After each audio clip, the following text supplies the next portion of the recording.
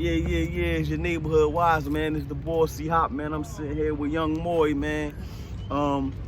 We talking about her Lavish Links brand, and she got face masks, she got hair ties, she got wig brushes, she got bonnets for kids and bonnets for grown people, and also she do wigs. You know what I mean? You know the popular, the good girl Moy.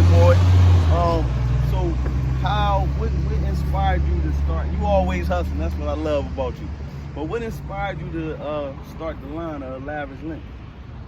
I always had a thing for hair. I always had a thing for hair, and I never had the patience. I never wanted to stand behind somebody and do their hair. So I was like, well, I'll start selling hair. So I was selling hair, and then the whole wig thing started coming about. Everybody wanted to wear wigs, so I was like, I can start making units. I started learning. I wasn't the best. I took a one-on-one class, and then I was like, all right, I can start. So I made me one, and then everybody kept asking, like, can you make me one? And I started selling them, and I was like, time to make it official. Yeah, cause you had an opening and everything for it. Like you had a nice turnout. I had a launch party. A launch party, yeah. April 26th last year, and I launched hair, edge control, and something wigs, like the whole unit. Now I'm just doing bonnets until August. So you got a lot going on because you go to school, you work, you do all that. So on the side you doing the nursing thing, and on the side you doing this. So that's good hustling. What inspired you to keep hustling with all you have going on? My parents. Your parents? Yeah, I feel like I can't let them down. And I just feel like I get bored. I mean, I can't get bored. So if I'm not doing nothing and I'm bored, I'll start feeling less of myself. I'm not doing enough. So I try to keep busy. So how was your relationship with your parents? How was your relationship with your mom?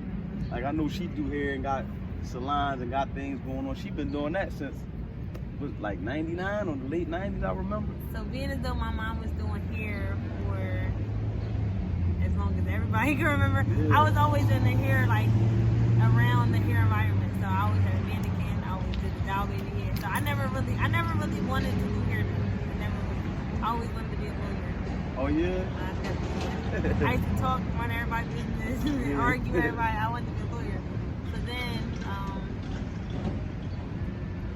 7th grade, I started finding some interest in hair. I wanted to be a nurse from here. I didn't want to be a lawyer. So what's your relationship like with your dad? How was that relationship? The relationship between me and my dad is actually at a great standing. Hold on, because these bikes probably gonna make a lot of noise. Sorry, you guys.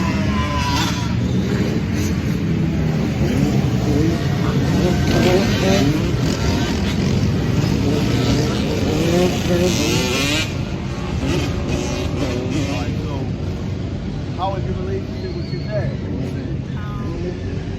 Our relationship is at a great standing. Business-wise, he kind of put in the battery back there, or telling me different tips. Both parents are, but you kind of gain different information from both parents. Yeah, no doubt. That's the benefit of the elders. Because you have someone that's in the field, and then you have someone on the outside doing my dad is the outside worker. My mom is actually in the hair field. I'm here to ins and outs. There's so much money in the hair field, man. How far do you think you want to take it? How far do you think you want to go? Do you think you want to make a true business out of this, or it's just a hobby while you're doing your nursing, schooling and all that? I feel like I want to make it a true business. I feel like there's no limit, honestly. Every day I kind of wake up with new ideas and something else I want to do to help my brand or help my business go further. So I feel like I want this to be, by the time I graduate with my degree, I want this to be a job that I can, not a job, but my business, I could be making money in my sleep. Right. That's how you build wealth, and that's the best way to make money, is to be able to make money when you sleep, overnight, when you got people going online, ordering your material, ordering your hair, ordering your brushes, ordering your masks. And them face masks is actually nice, and they might be better than the K95. They are. No, I mean they better than the K95. So just if y'all want to reach out, if anybody wanted to buy any of your products, like how would they find them? So far, Instagram, I have my number on there, or you guys can DM me. My website under construction. Okay. So if, like, what's some of the things that you feel like, because one of the things I like to do is give other women advice. And I'm for men empowering men and women empowering women.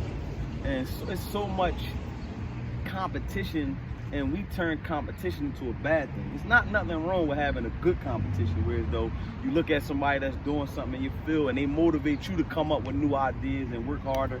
But a lot of times we turn the competition ugly. We make a competition bad. So we hating on each other, and we, you know what I mean? So I never heard of you being in them type of situations. You know, I'm older than y'all, so I don't know what y'all got going on. But what would you say to other business women that's in the hair game, or any other business game that may have other women doing the same things they doing, and as far as, instead of going through it and beefing, helping each other and building and, you know, trading information to make all of y'all more powerful as black women, black business women? Well, I feel like with me, I'm like a social butterfly. So like a lot of people, I like to interact with a lot of people. My advice to females now, I wouldn't compete with anybody. More so like helping each other. I look up to, or I follow more people that I want to see. Not trying to be like, but like I see where they are. Like I'm trying to get at least where they are or further. So I try to look up to those type of people. If I'm around other entrepreneurs, we all in this together. Like we the same age, we all try and get to the same place. Let's just help each other. The competition part, I don't understand it. I just felt like competition never was for me. I always was the type to help somebody, and I'll feel less of myself if I felt like I couldn't help that person, even if we aren't in the same. Right. That's beautiful. That was a real mature, decent answer. Like, and it's all genuine. Like, none of this is practice. None of this is staged. And I'm sorry, I always find myself sitting in the sun, balling my face up, looking crazy while I'm listening to interviews. But that was a beautiful answer. And I feel like, and we got a bad trend in Philadelphia. And it's not everybody. Sometimes you make statements and people hold on to one word or two words, and they make it like you saying something extremely negative. And it's not everybody. But we do have a lot of people who kind of try to pull people down as they raise up in success. And that's a bad thing that like we need to work on. Dim their light, trying to dim their light. Like, everybody can shine. You know, and I feel like it make your situation 100% worse. Yeah, it does, because now you got the people in the middle looking at you like, that's the ugliness that you show. Like, oh, she ain't, like, damn, why? Like, you don't, hating is something, or criticizing is something that you don't have to do. Like, you don't. Go on, no, it's about you. I have a lot of friends, or a lot of female friends. I'll say they're friends, or even like a lot of different female associates that are in like they're starting businesses, or they have businesses already in. We all uplift each other. Like, I can't say it's somebody that I feel like, dang, I feel like she hated, or she don't really have my best interest, because I don't want to be around anybody. Or even like, I never want to be the type to feel uncomfortable to speak my opinion or my idea about what I have, because I might feel like somebody hated me, or somebody might take my idea. I feel like all the females that I do have around me, or the people that are encouraging me, or I'm encouraging, I feel like we all, like we all want to see each other win. Right. That's beautiful. And if it's one thing that somebody see, even if I'm like, I have friends that either like sell jewelry, or friends sell clothes. If I can see something that help their business, had nothing to do with hair, I'm gonna be able to reach out. That's vice versa. Like, I might wake up to a message from one of my friends telling me something, or give me an idea, like, you should do this, and they don't even, like, they didn't have to do that. Right. That's good. So how do you feel about having like far as a good squad around you, or not? Or written, what would you say? Because you just spoke about positive women and positive friends and positive associates. What's the flip side of that? Like, how do you feel about having them people that's poisonous in your circles? So I feel like sometimes it takes time to see like who's poisonous and who's not. So as long as you know that you kept it pure and genuine the whole way, I feel like, I mean, having a good heart, you'll be upset, but I feel like having a good heart, and you know, through the whole thing, you know that your intentions were pure, I feel like you can't really be let down, because you knew what your intentions were. But I also feel like a lot of people say, surround yourself. If you hang with 5 millionaires, you'll be the 6th one. I agree with that 100%. I feel like you should always like surround yourself by people that, with people that you either want to be like, or you can learn something from. But then I also feel like sometimes I might feel like I'm in a position, I never feel like I'm better than anybody, but I might feel like I'm in a position where I'm not a millionaire, but I might be the one millionaire around maybe 3 different people that's trying to be, but I feel like that one person can help 3 different people. So it's not always you have to be around everybody that's higher than you, because you can be higher than someone, not saying higher than them more money wise, but just in a higher space where someone can get advice from you, or is looking up to you, or watching you, like what you're doing, because they want to get somewhere. So I feel like it's all about you, like your person. But if I made that make sense. No, that makes sense. Like everybody, on each level, you have people you can look up to. Like we could all be broke, but I can have all the inspiration in the world. Right. You know what I'm saying? So that's basically what you're saying. So even if right now you're the one that might have a little bit more going on, not a millionaire, but you're doing good enough and got good surroundings and got things going on to where there's a few people that's your age or younger or older even that can look up to you, and then you can kind of be the driving force to motivate them. And that don't mean that you don't get motivation and use other people as a driving force to motivate and push you. And that's like that. You know what's crazy is I was just talking about this before, and that's one of the beautifulest things that you can have in the state of mind is, let me look at the successful people. And the world is a copycat world. All businesses kind of take a little bit from other successful businesses in order to grow. You know what I mean? A lot of times when you try to go organic, it's not that you can't make it organically, but it's a harder rule, and sometimes you fail. And I just seen something where Jay-Z was saying, all you need to do is hit one time. So whatever business you got going on, you can fail 1,000 times. Don't ever give up.